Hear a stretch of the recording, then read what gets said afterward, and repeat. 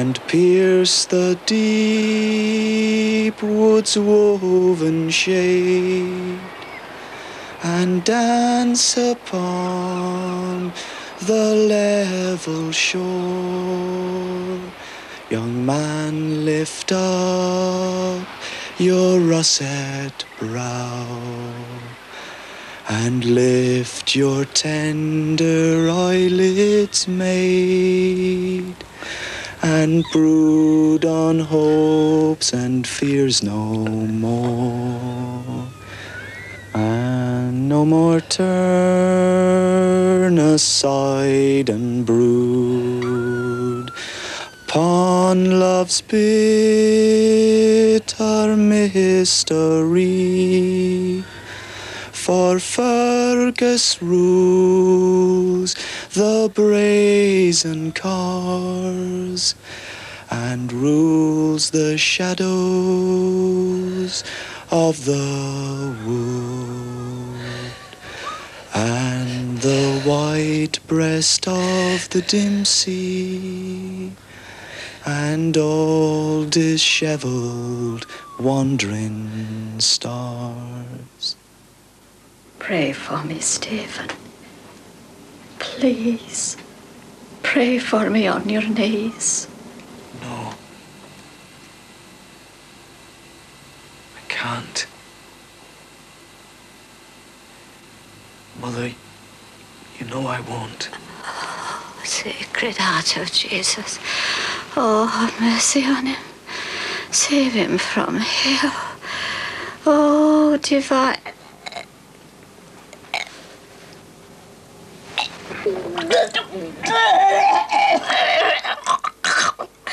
God! Isn't the sea a great, sweet mother? The snot-green sea. The scrotum-tightening sea. She's our great, sweet mother. Stephen, come and have a look.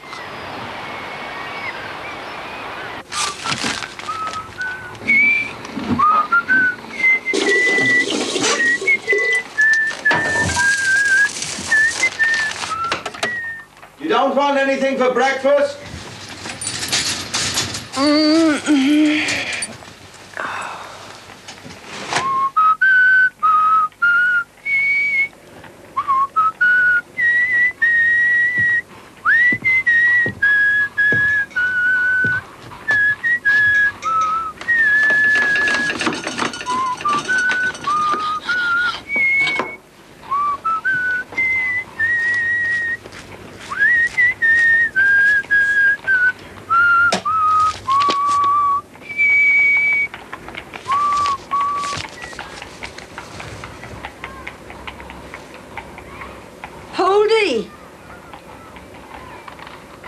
A letter from me from Millie and a card to you and for you.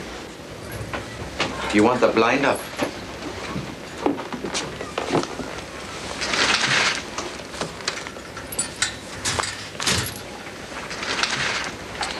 That do?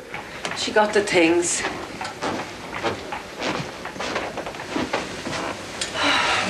Oh, hurry up with that tea. I'm parched. Well, the kettle's boiling. Holdy. What? Scald the teapot.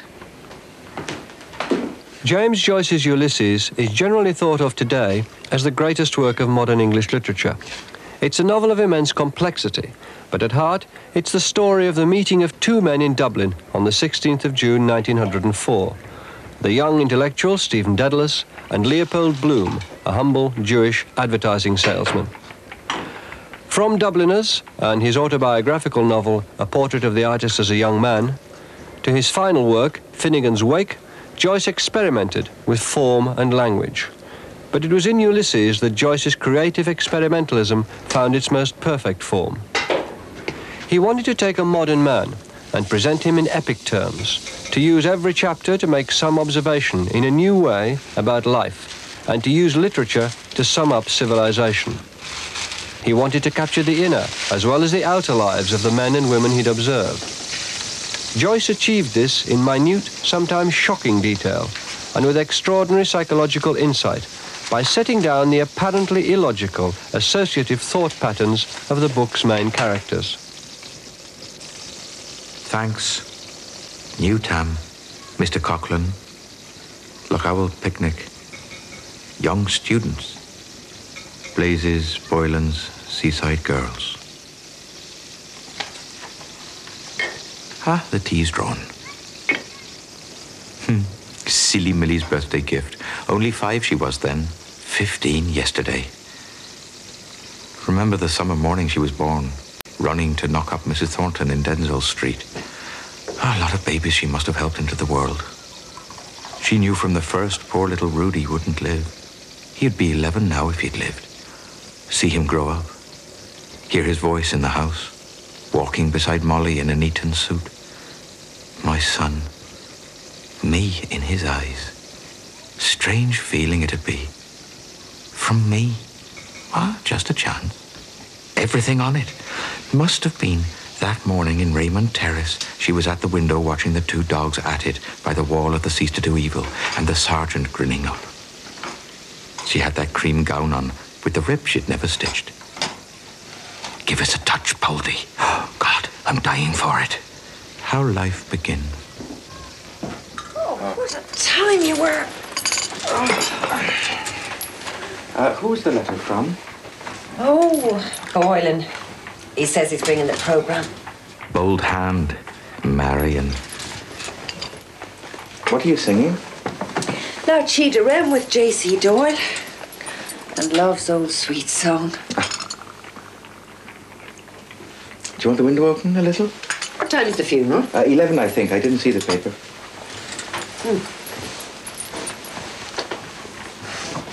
That book. Oh.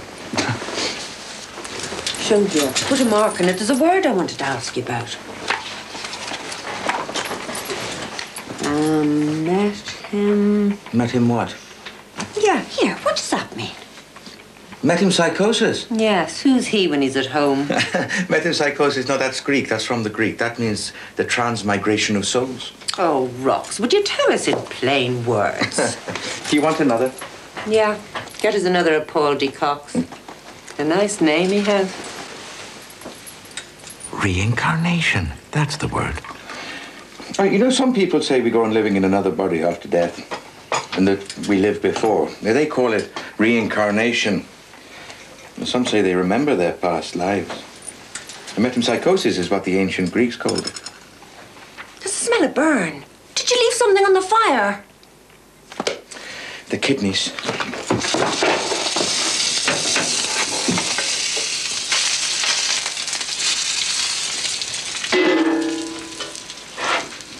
Cup of tea now. I was happier then, or was I? Or am I now? I. 28 I was, she 23. When we left Lombard Street West, something changed. Could never like it again after Rudy. Oh, can't bring back time. Like holding water in your hand. Would you go back to then? Just beginning then? Would you? Those races are on today. There. Patrick Dignam, funeral at 11 o'clock. What is home without Plumtree's potted meat? Incomplete? What a stupid ad. Under the obituary notices they stuck it. All up a Plumtree, Dignam's potted meat. Cannibals would, with lemon and rice. White missionary too salty, like pickled pork. Expect the chief consumes the parts of honour. His wives in a row to watch the effect. There was a right royal old nigger who ate or something the somethings of the Reverend Mr. McTrigger. His 500 wives had the time of their lives. Better be careful not to get these trousers dirty for the funeral. Their lives... I have it. It grew bigger and bigger and bigger. I hear your wife's engaged for a big tour at the end of this month. Who's getting it up? Who's getting it up? Who's getting it up? Who's getting it up? Sweet song. Come, let us old. Well, it's like a company idea, you see. Part shares and part profits. Sweet song. Now I remember. Who was it telling me? Isn't Blazes Boylan mixed up in it? Letter. Torn strip of envelope. He's coming in the afternoon. Her songs. What is home without plum trees, potted meat? Potted meat. Potted meat. Incomplete. With it an abode of bliss.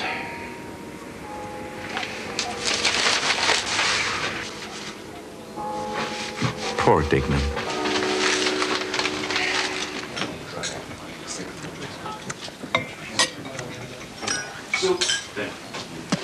I'm now writing a book based on the wanderings of Ulysses. That is to say, the Odyssey serves me as a sort of a ground plan.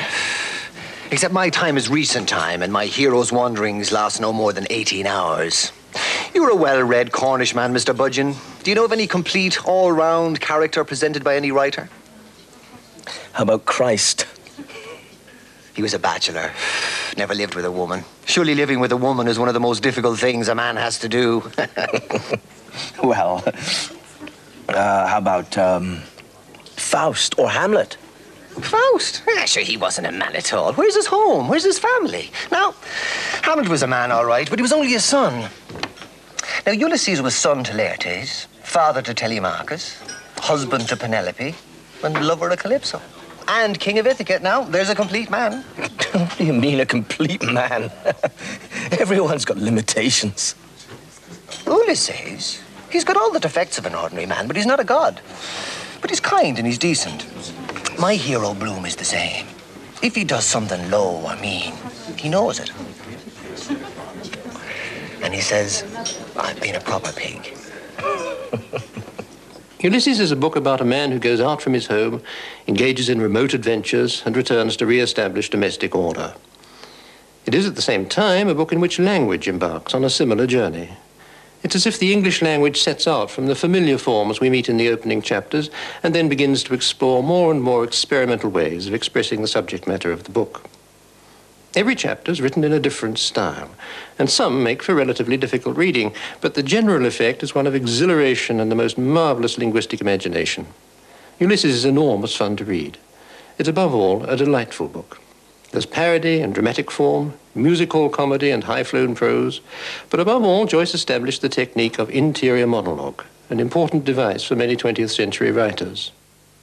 Joyce also was attempting to do something very, very modern indeed in technique. This was not altogether original, but he felt the techniques that had been used in the novels, say, of Dickens, Thackeray, and the rest of them, and even H.G. Wells, Arnold Bennett, were not sufficiently subtle to show what's really going on in the human mind. We say things in normal life, but we also think things. And Joyce had to develop a technique for showing what's going on in the mind on the pre-verbal level, before people actually speak. The most difficult interior monologue we shall meet is that of Stephen, the young poet, 22 years of age. His mother's just died, he's just come back from Paris, he doesn't know where he is, but he's essentially a poet, an intellectual, and a rather bumptious young man. Ineluctable modality of the visible. At least that, if no more. Thought through my eyes. Signatures of all things I am here to read. Sea spawn and sea wrack. The nearing tide. That rusty boot. Snot green, blue silver, rust. Coloured signs. Limits of the diaphane. But he adds, in bodies. Then he was aware of them bodies before of them coloured. How? By knocking his sconce against them, sure. Go easy. Bold he was, and a millionaire. Maestro di color che sano. Limit of the diaphane in. Why in? Diaphane. A diaphane. If you can put 5 fingers through it, it's a gate, if not a door. Shut your eyes and see. You are walking through it, howsomever. I am, a stride at a time. A very short space of time through very short times of space. Open your eyes. No, Jesus. I'm getting on nicely in the dark. My ash sword hangs at my side. Tap with it. They do. Am I walking to eternity along Sandymount Strand? Crush, crack, creak, creak. Won't you come to Sandymount, Madeline the mare? Rhythm begins, you see. I hear. A catalectic tetrameter of iams marching. No, a gallop. Delin the mare. Open your eyes now. I will. Oh, one moment. Has all vanished since? If I open and am forever in the black diaphane, basta. I will see if I can see. See now. There, all the time without you, and ever shall be, world without end. Stephen's interior world is more difficult to comprehend than Bloom's. It leaps from classical allusion to folk song as he debates with himself the relationship of the ever-changing visible and audible world to an unchanging reality that is perhaps hidden behind it. Stephen is both a figure of fun and a man on a serious quest. The maestro di color che sanno is Dante's description of Aristotle, in whose metaphorical footsteps Stephen is following. Stephen puns on Dante's words.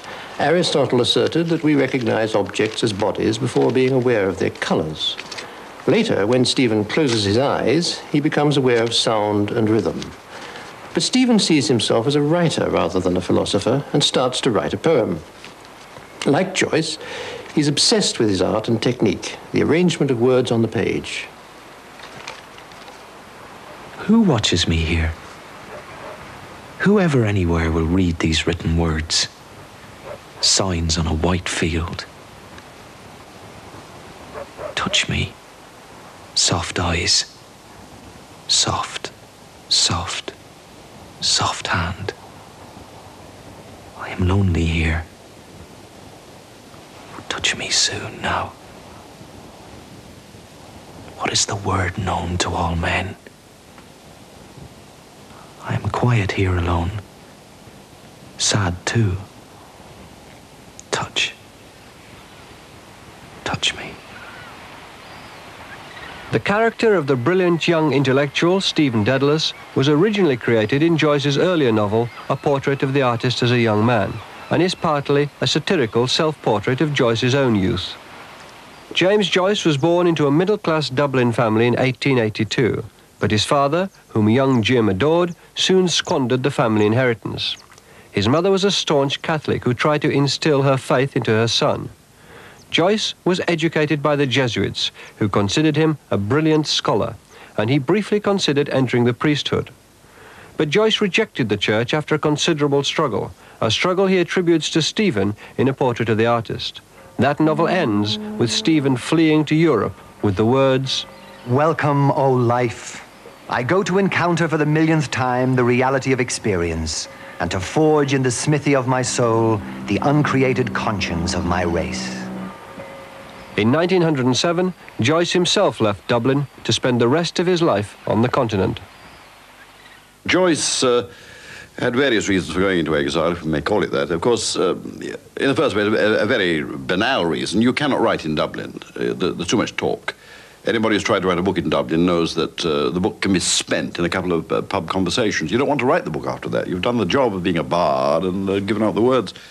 But there's nothing in Ulysses which is really intelligible unless you understand this Jesuit-educated background, this life in a small city, this resentment at church, at family, at nationalism, at the British Empire, and all these various factors which perhaps drove Joyce out of the British Isles to live in the continent of Europe, to become a European. Joyce did recognize that out there in Europe, as he put it, the modernistic movement was stirring. Joyce went first to Trieste in Italy to teach English, but during the First World War, he moved to neutral Zurich, where he continued to work on Ulysses. In Zurich, he became friends with the artist Frank Budgeon, who later described Joyce at work on the novel. Ireland's a marvellous country, the Emerald Isle. The metropolitan government, after centuries strangling it, have finally laid it waste. The government has sowed hunger, syphilis, superstition, and alcoholism there. And what sprung up? Puritans, Jesuits, and bigots. That's a gloomy view to take of your fellow countrymen. Well, now, strictly speaking, Dubliners are my fellow countrymen, but I don't dare talk about dear, dirty Dublin the way they do. Dubliners are the most hopeless, useless, and inconsistent racist charlatans I've ever come across. They spend their time gabbing and doing the rounds of bars, taverns, and alehouses. Never getting fed up with the double doses of whiskey and home rule. Everybody has time to stop and talk to a friend about a third party. Pat, or Barney, or Tim. Have you seen Barney recently? Is he still off the drink? Oh, indeed he is. Sure, I was with him last night and he drank nothing but claret. Despite, or perhaps because of his exile, Joyce remained obsessed by his native city, and Ulysses became the most precise evocation of a city to be found in literature. Using every means available, maps, reference books, timings of walks demanded from friends, Joyce based the fictitious events of Ulysses on a background which is geographically exact. I want to paint a picture so vivid that if one day it disappeared from the face of the earth, it could be reconstructed from my book. I wonder what my fellow countrymen will think of my work. I think they won't like it. Irishmen are men of violent belief, and your book is the book of a skeptic. It is the work of a skeptic, but I don't want it to appear the work of a cynic. Ireland is, after all, the brains of the United Kingdom. The Irish race, condemned to speak a language not their own, have stamped on it the mark of their own genius and compete for glory with the rest of the civilized world. Oh, and this, then, is called English literature. Will you sit still, Joyce? You never told me what you thought of me last chapter, Budgeon. Cubist, I'd say. First you state one view of it, then you draw it from another angle. You keep interrupting the colloquial flow with barriers of pastiche, or legendary prose, or even a piece of cod journalism. I like the way the citizen figure, the Cyclops, I presume, is introduced like a 19th century version of an Irish folk tale. A broad-shouldered, deep-chested, what is it? Wide-mouthed. Large-nosed, long-headed, deep-voiced, bare-kneed, brawny-handed, hairy-legged, ruddy-faced, sinewy-armed hero. Stand and deliver. That's all right, citizen. Friends here. Pass, friend. I'll give over your bloody cotton, Joe. I have a thirst in me I wouldn't sell for half a crown. Give it a name, citizen. Wine of the country. What's yours? Get on the can of spit. 3 pints, Terry, please. Well, there's the old heart, citizen, eh? Never better the caller. Up, Daddy. Huh? Are we going to win? We're going to win, eh? Hello, Bloom. What'll you have? I won't, thank you.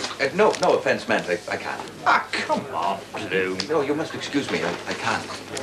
Well, all right, I'll just take a cigar. Give us one of your prime stinkers, Terry. Look at this, the Irish Independent, if you please. Founded by Parnell to be the working man's friend. Listen to the births and deaths in the Irish All for Ireland Independent. And I'll thank you, the marriages. Gordon, Barnfield, Crescent, Exeter. Playwood and Risdale at St. Jude's Church, Kensington, by the Right Reverend the Dean of Worcester. How was that, eh? Huh. Deaths. Cockburn, the Mount House. I know that fella, from bitter experience. Dimsey, wife of David Dimsey, late of the Admiralty. Miller, Tottenham. How is that for the national press, me brown son? How is that for Martin Murphy, the Bantry jobber?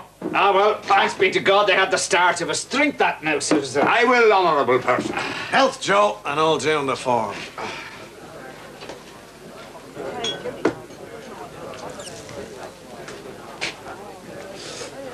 Ah!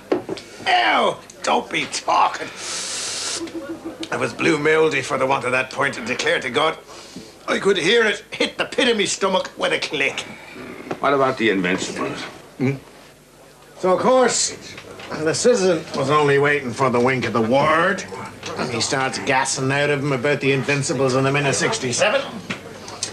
And Bloom, of course, with his knock-me-down cigar, putting on swank with his largy face. It's phenomenon. Phenomenon. The fat heap he married is a nice old phenomenon. With a back on her like a ball alley. The memory of the dead. Aye. No, aye. You don't grasp my point. What I mean is... Sinn Féin. Sinn Féin a wine. The friends we love are by our side. And the foes we hate before us. I'm afraid he'll bite you. No, but he might take me leg for a lamppost. What's on you, Gary? What's on you, Bico? Can't stop the water run. And he told Terry to bring him some water for the dog, and Joe asked him, would he have another? I will, O'Connor. Just so there's no ill feeling. Gobby's not as green as his cabbage looking, arsing around from one pub to another, leaving it up to your own honour. And says Joe, could you make a hole in another pint? Could a swim duck, says I. Same again, Terry. Are you sure you won't have anything in the way of liquid refreshment? Thank you, no. No, as a matter of fact, I just wanted to meet Martin Cunningham, don't you see, about the insurance for Dignam's. You see, Dignam... Then he starts all confused, mucking it up about the mortgager under the Act, like the Lord Chancellor giving it out off the bench for the benefit of the wife, until he near had the head of me addled about the mortgager under the Act. I declare to me, Auntie McCasser, if you picked up a straw off the bloody floor, and if you said to Bloom, look a Bloom, do you see that straw? That's a straw. I declare to me, Aunt, he'd talk about it for an hour, so he would, and talk steady.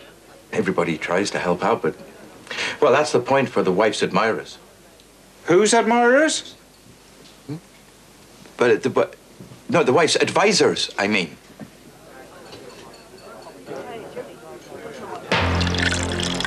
Then did chivalrous Terence straightway bring forth crystal cups of the foamy and even ale, which the noble twin brothers Bung Ivy and Bung Ardalon brew ever in their divine ale vats. For they garner the succulent berries of the hop, and they mix therewith sour juices, and bring the must to the sacred fire. Those cunning brothers, lords of the vat. 1,000 a year, Joe. Right. And butter for fish. That Blazes Boylan knows which side his bread is buttered. I hear he's running a concert tour now. Up in the north. He is he? Who? Ah, yes, that's quite true. That kind of summer tour, you see. That's just a holiday.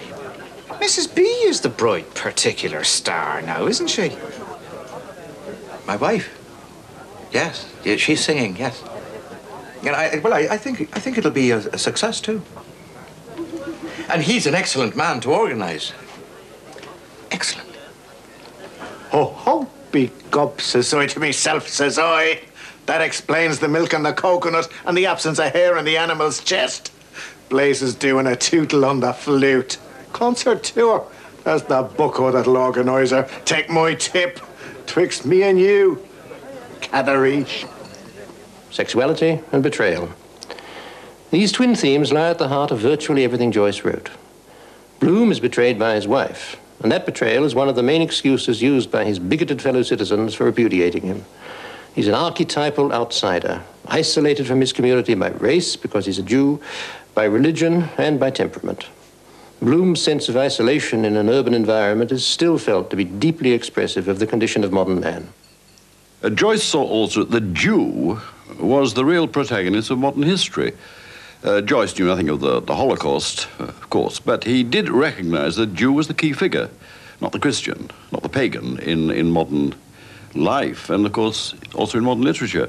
To hell with the bloody brutal Sassenachs and their patois. But curse of a good-for-nothing God lights sideways on the bloody thick-lugged sons of whores gets. No music, no art or literature worthy of the name. Any civilization they have, they stole from us. Tongue-tied sons of bastards goats. Ah, well, persecution, all the history of the world is full of it. Perpetuating national hatred among nations. But do you know what a nation is? Yes. What is it? A nation? Well, a nation is the same people living in the same place. Begod, if that's so, then I must be a nation, because I'm living in the same place for the last 5 years. We're also living in different places. That covers my case. And what is your nation, if I may ask? Ireland. I was born here. Ireland. Yeah. After you with the push, Joe. Show us over the drink. That's mine, as the devil said to the dead policeman. And I belong to a race, too, that is hated, persecuted. Also now, this very moment, this very instant, robbed, plundered, insulted, persecuted. Are you talking about the New Jerusalem? I'm talking about injustice. Right. Stand up to it, then, with force, like men. That's no use. Force, hatred, history, all that. It's not life for men and women, insult and hatred. And everybody knows it's the very opposite of that is really life. What? Love. I mean the opposite of hatred.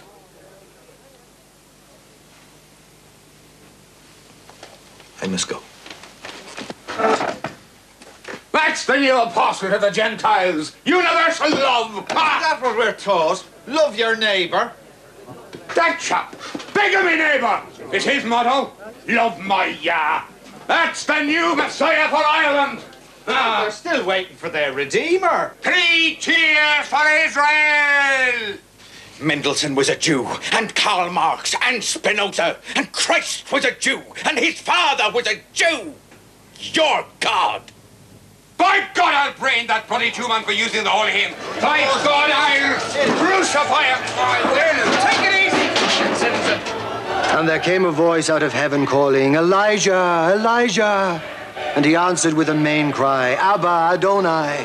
And they beheld him, even him, Ben Bloom Elijah, amid clouds of angels ascend to the glory of the brightness at an angle of 45 degrees over Donahue's in Little Green Street, like a shot off a shuffle. And I don't think it right that even I should complain if the untoward phenomenon of love should cause disturbance, even in so egotistically regulated a life as mine. As a matter of fact, I know very little about women. One of the English teachers said she was not worthy of me, and I'm sure that this would be many people's verdict. But I certainly have submitted myself more to her than I have to anybody. And I do not think I would have begun this letter but that she encouraged me. When Joyce left Dublin, he didn't go alone. He eloped with a young chambermaid called Nora Barnacle, causing his father to remark, Nora Barnacle, she'll stick to him.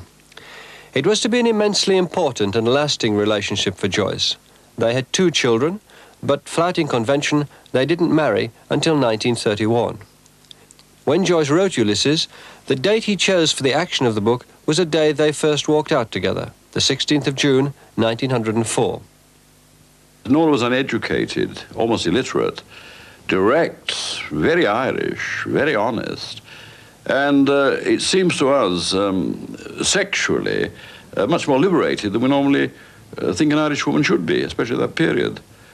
And Molly, at the end of that book, is Nora. I think without this earthy, unintellectual Galway girl he married, he could not have got to the depth of the feminine soul, although Nora herself said, Jim knows nothing about women. But Jung said, as far as the knowledge of women is concerned, you must have been inspired by the devil. Today I've had 1 whole day's uninterrupted work. And how much have you written? 2 sentences. You have been seeking the mot juste. No, I have the words already. What I'm seeking is the perfect order of the words in the sentence. There is an order in every way appropriate. I think I have it. Oh, now that's too bad. And is he talking to you again about that old book of his, Mr. Budgeon? I don't know how you stand it. Jim, you ought not to do it. You bore Mr. Budgeon stiff. If I bore Budgeon, he must tell me. What do you think, Mr. Budgeon, of a book with a big, fat, horrible married woman as its heroine? Molly Bloom. Well, there's nothing wrong with being fat and married. Anyway, it makes a change from these sylph-like sweethearts we usually read about. I'll tell you this, Mr. Budgeon. Das Buch ist ein Schwein. The book comes to a climax in a brothel scene. It's a parallel to the passage in the Odyssey in which the enchantress Circe turns men into swine. Joyce explores some of the deepest areas of the unconscious and expresses many human drives that don't usually get expressed in words. The chapter restates and develops almost all the verbal motifs and technical devices of the book.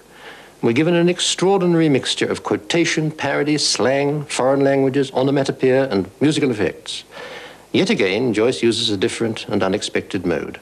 It's written in the form of a huge drama, with speeches attributed not just to the main characters, but also to inanimate objects, such as a shoe or a fan, and fantastic creatures. It's a real drama of the mind.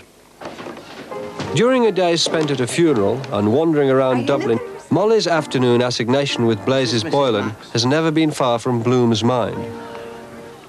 Stephen has spent most of the day and his money getting drunk. Towards midnight, he's deserted by his companions, and Bloom follows him to the red light district with some vague notion of protecting him. You're not his father, are you? Not I. Have you a swag of root? Oh, well, I rarely smoke, dear. It's just a cigar now and then. It's a childish habit. The mouth can be better engaged than with a cylinder of rank weed. Go on, and make a stump speech out of it. Mankind is incorrigible. Sir Walter Raleigh brought from the New World that potato and that weed.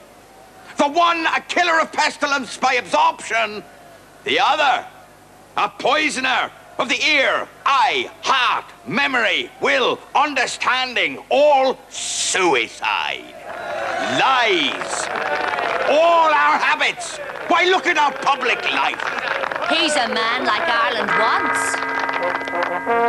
Turn again, Lear again.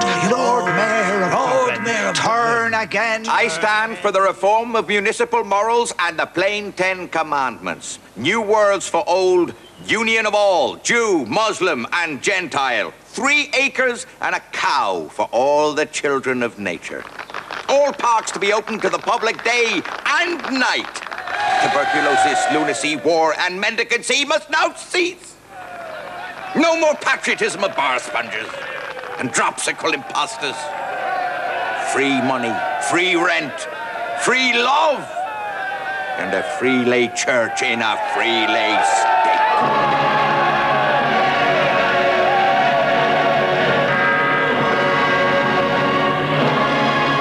Talk away till you're black in the face. No more. I have lived. Farewell. I suppose you got up the wrong side of the bed or came too quick with your best girl. Man and woman love, what is it? A cork in a bottle. I'm sick of it. Give a bleeding hard chance. I am very disagreeable. You are a necessary evil. Stop that, Tommy Tittlemouse. And begin worse. 10 shillings. Come.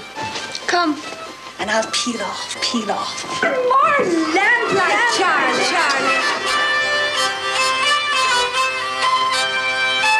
Do you see the beauties welcome right behind? No. Did you suck a lemon? With your eyes shut. Steve, thou art in a parlous way. Partially drunk by the way. Minor chord comes now. My word! I'm all of a mock sweat.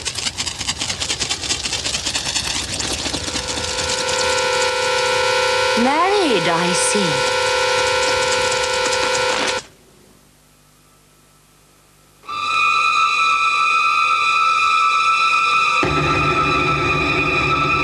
If you bungle handy, I'll kick your football for you. Empress. Footstool. Feel my entire weight! Where's that goddamn cursed ashtray? Oh, monsters! Cruel one! Oh, off we pop! Gee up! A cock horse to Banbury Cross! Wait! Curse it! Here is bones about to burst! There, take that! Not man. Woman. Now, for your punishment frock. You'll shed your male garments and don the shot silk luxuriously rustling over head and shoulders. And quickly, too. Silk, the mistress said. Oh, crinkly, scrapey.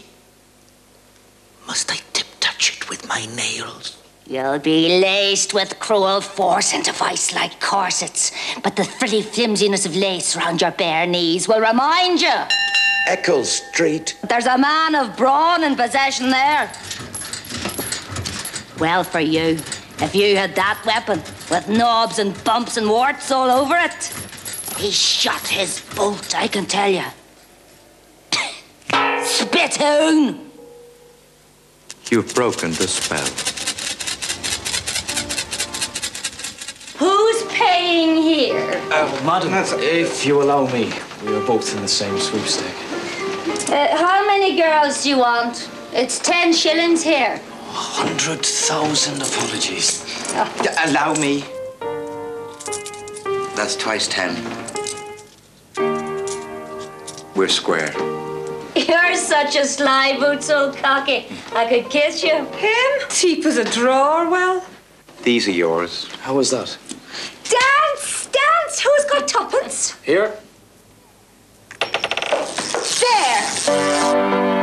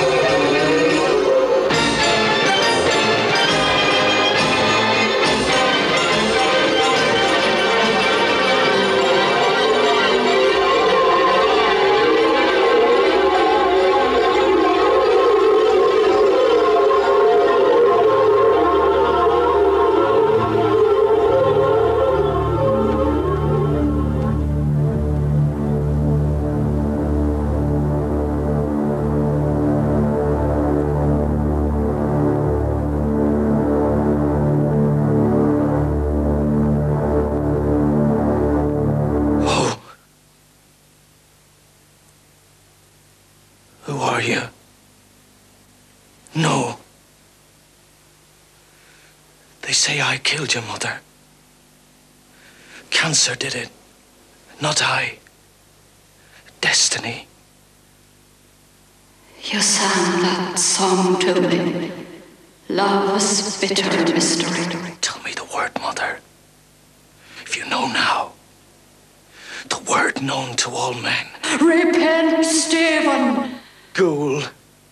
Hyena. Beware God's hand. Shite! Oh, Sacred Heart of Jesus, spare him from hell. No tongue!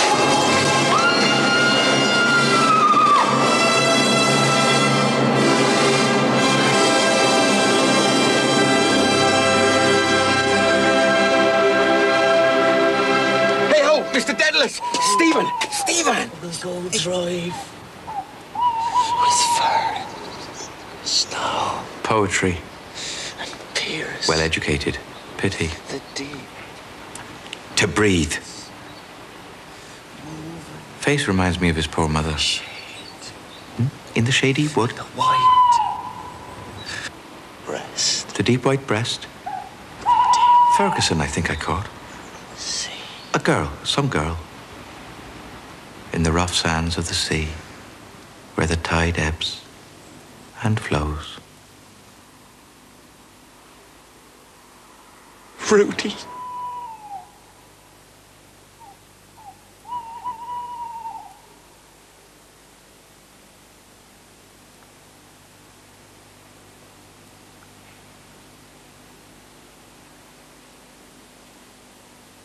Bloom and Stephen, a sonless father and a fatherless son, make their first real contact at the end of the brothel scene. Ideas that have plagued them in various forms throughout the day are brought to a head. Bloom has a vision of the son who died soon after birth 10 years before, since when he and his wife Molly have been unable to have a proper sexual relationship. The drunken Stephen finally confronts what's haunted him, his agonized feelings over the death of his mother, his guilt in rejecting her faith, and he seeks an answer to his confusion, to the question, what is the word known to all men? The word, of course, is love.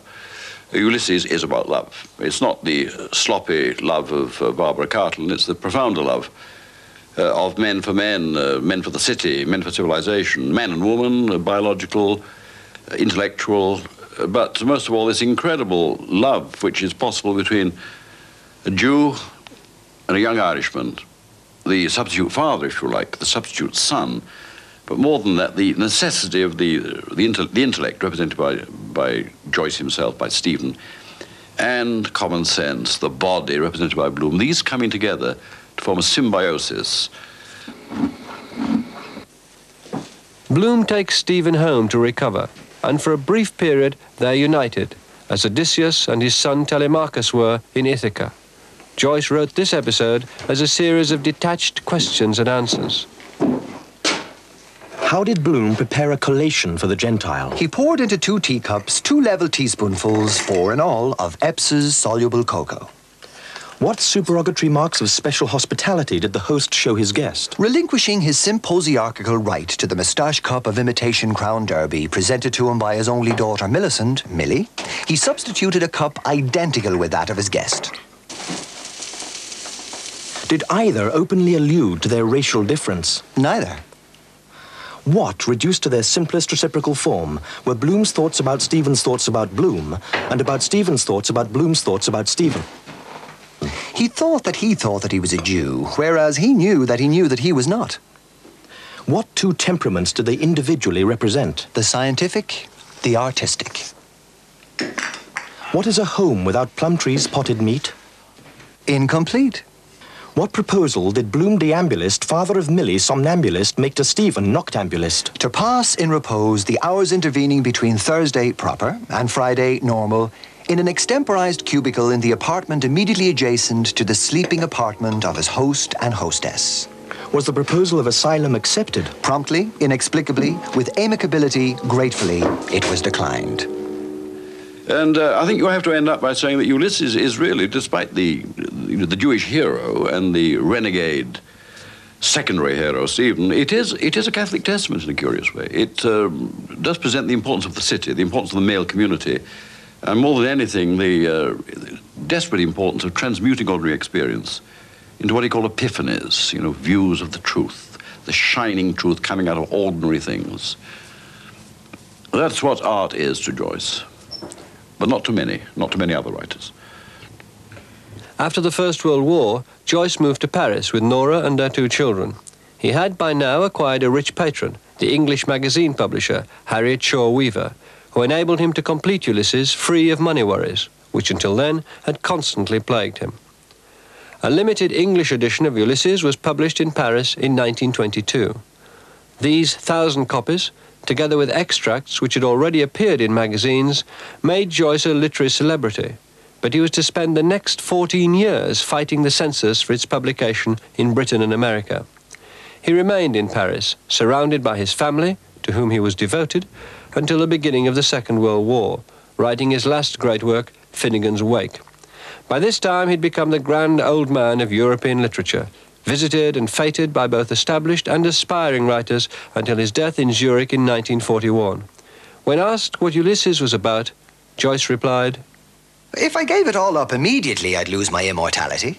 I've put in so many enigmas and puzzles that it will keep the professors busy for centuries arguing over what I meant. And that's the only way of assuring one's immortality. You could say that Ulysses is a book about how to tell a story. As such, it's been enormously influential in the latter part of this century, when writers have become ever more aware of their craft. Most of 20th century literature in English since 1922 is unthinkable without James Joyce. With those of us who know Joyce, when we sit down to write a novel, as I do, I feel desperate. I feel I cannot match Ulysses. I must do what I can.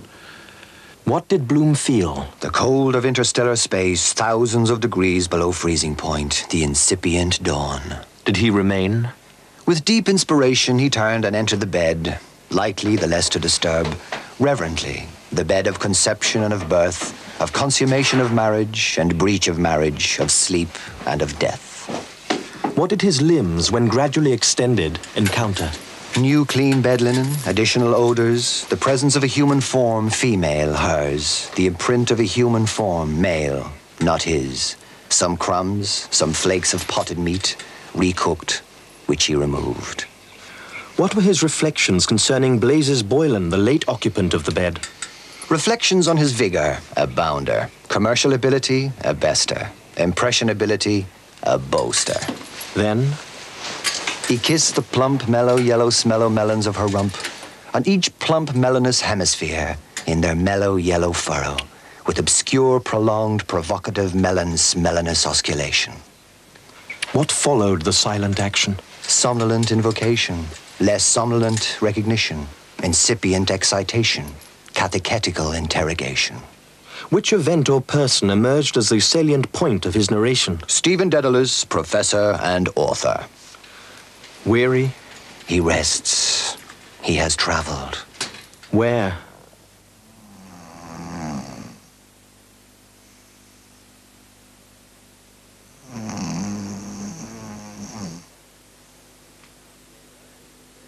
After the anxieties of the day, Bloom relinquishes his obsession with adultery and reaches a state of contentment. Equanimity is the word Joyce chooses. Bloom decides that adultery is less serious than almost any other misdemeanor one might think of. This is all the marriage he's ever going to have, and it's enough. Ulysses is a comedy. It ends, so to speak, happily, with a celebration of life, life in the here and now. Ulysses is neither utopian nor didactic. It doesn't ask us to change the world, merely to understand it and accept it. The acceptance is most fully expressed in the final chapter, written as an unbroken, unpunctuated monologue expressing the thoughts in Molly's mind. She ruminates on her day, on her past experiences with Bloom and her lover Boylan, and also on the future. There now seems to be hope that the experiences of the day will help both of them to accept the lives they have to lead. Yes, because he never did a thing like that before, as to get his breakfast in bed with a couple of eggs since the City Arms Hotel. He came somewhere, I'm sure, by his appetite. Anyway, love it's not, or he'd be off his feed thinking of her. Yes, because he couldn't possibly do without it that long, so he must do it somewhere. And the last time he came on my bottom, when was it? The night Boylan gave my hand a great squeeze. I wonder, is he thinking of me now? Or dreaming? Am I in it? Because he must have come 3 or 4 times with that tremendous big red brute of a thing he has, like iron or some kind of thick crowbar. No, I never in all my life felt anyone had one the size of that to make you feel full up. Nice invention they made for women, for him to get all the pleasure, but if someone gave them a touch of it themselves, they'd know what I went through with Millie. Yes, I think he made them firmer, sucking them like that so long. He made me thirsty. Titties, he calls them. I had to laugh. Yes, and that word meant something with hoses in it. And he came out with some jawbreakers about the incarnation. He never can explain a thing simply the way a body can understand. This one, not so much. Oh, I had to get him to suck them, weaning Millie. They were so hard. And then he wanted to milk me into the tea. Well, he's beyond everything. I declare somebody ought to make a book out of the works of Master Poldy. Train somewhere, whistling. The strength those engines have in them. Big giants. Like the end of Love's Old Sweet Song. I let that out full when I get in front of the footlights again. Oh, this damned old bed too, jingling like the Dickens. I suppose they could hear us away over the other side of the park till I suggested to put the quilt on the floor with a pillow under my bottom. I wonder, is it nicer in the day? I think it is. Oh, where's the chamber gone? Easy. I've a holy terror of its breaking under me after that old commode. Oh, I wonder, was I too heavy sitting on his knee? Oh, Lord, how noisy. Betty never saw a better pair of thighs than that. Look how white they are, how soft, like a peach. Easy. Oh, God, I wouldn't mind being a man and get up a lovely woman. Easy, easy. Oh, how the water's come down at Lahore. I don't care what anybody says. I think it'd be much better for the world to be governed by the women in it. You wouldn't see women going and killing one another and slaughtering. They wouldn't be in the world at all, only for us. Oh, I better not make an all-night sitting on this affair. They ought to make chambers a natural size, the way a woman could sit on it properly. He kneels down to do it. Well, that's a nice time of the night for him to be coming home at to anybody. He says he's an author and going to be a university professor. I saw him driving down to Kingsbridge Station with his father and mother. I was in mourning. Yes, that's 11 years ago now. He'd be 11. Oh, would you move over your big carcass out of that for the love of Mike? Well, it's a poor case that those that have a fine son like that and they're not satisfied, and I none. Was he not able to make one? It wasn't my fault. We came together, and I was watching the two dogs up in her behind in the middle of the naked street. That disheartened me altogether. I suppose I oughtn't have buried him with that little woolly jacket I knitted, crying as I was, but give it to some poor child. But I knew well I'd never have another. Our first death it was, too. We were never the same since. I'll just give him one more chance. I'll get up early in the morning and then I'll throw him up his eggs and tea in the moustache cup she gave him to make his mouth bigger. I'll go to Lamb's there beside Finlayter's and get them to send some flowers round to put about the place. I'll go about rather gay, not too much singing. I'll put on my best shift and drawers. Let him have a good eyeful out of that to make his Mickey stand for him. I suppose they're just getting up in China now, combing out their little pigtails for the day tomorrow. The sun shines for you, he said, the day we were lying among the rhododendrons on Hoath Head in the grey tweed suit and his straw hat. The day I got him to propose to me. He said I was a flower of the mountain. Yes. So we are, flowers all, a woman's body, yes. That was one true thing he said in his life. And the sun shines for you today. Yes, that was why I liked him, because I saw he understood or felt what a woman is. And I gave him all the pleasure I could, leading him on till he asked me to say yes. And I wouldn't answer first when he looked out over the sea and the sky. I was thinking of so many things he didn't know of. Gibraltar when I was a girl, where I was a flower of the mountain, yes. And I thought, well, as well him as another. And then I asked him with my eyes to ask again, yes. And then he asked me, would I, yes, to say yes, my mountain flower. And first I put my arms around him, yes, and drew him down to me so he could feel my breasts all perfume, yes, and his heart was going like mad. And yes, I said, yes, I will, yes.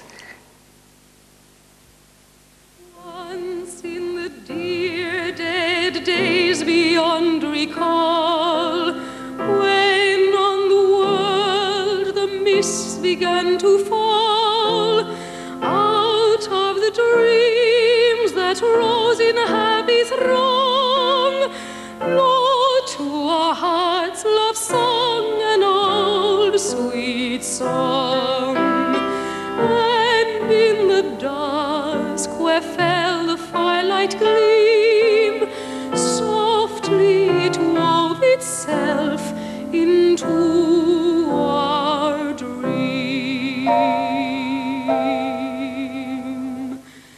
Just a song at twilight, when the lights are low, and the flickering shadows softly come and go. Though the heart be weary, sad the day and long, still to us at twilight comes love's old song, comes love's old sweet song.